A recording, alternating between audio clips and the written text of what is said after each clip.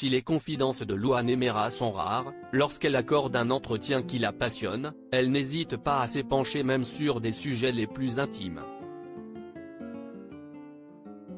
Et lorsque Louise Aubéry @MyBetterSelf, lui a proposé de venir dans son podcast In Power, ce mardi 7 février, on imagine qu'elle n'a pas dû se faire prier. Résultat, plus d'1h30 de discussion passionnante sur le pouvoir qu'ont a sur sa propre vie. L'occasion pour la chanteuse et interprète de Donne-moi ton cœur de parler de son compagnon Florian Rossi, de ses angoisses mais aussi de sa fille Esmé. Si cette petite fille de 2 ans fait son plus grand bonheur chaque jour, Louane n'a pas toujours voulu un enfant.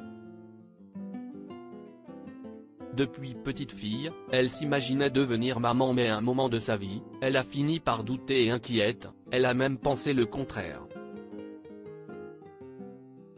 Si de plus en plus de jeunes femmes et jeunes hommes doutent de vouloir donner un jour la vie, en raison souvent du contexte écologique alarmant, si y est-il une raison bien plus personnelle qui a tracassé la jeune femme de 26 ans. J'ai toujours voulu avoir des enfants sauf à une période un peu chiante de ma vie où je me posais des questions, confie-t-elle à Louise Aubéry. Mais ça a été assez court, je disais j'aurai jamais d'enfant. Franchement ça a été hyper court, c'était plutôt quelque chose qui était dû à la colère de la perte de mes parents, a-t-elle expliqué. J'avais peur de mourir clairement. La colère de la perte de mes parents mais finalement, Louane a retrouvé son envie de fonder une famille, et en 2020, elle est devenue maman pour la première fois d'une petite Esmé, fruit de son amour avec Florian Rossi, en plein confinement.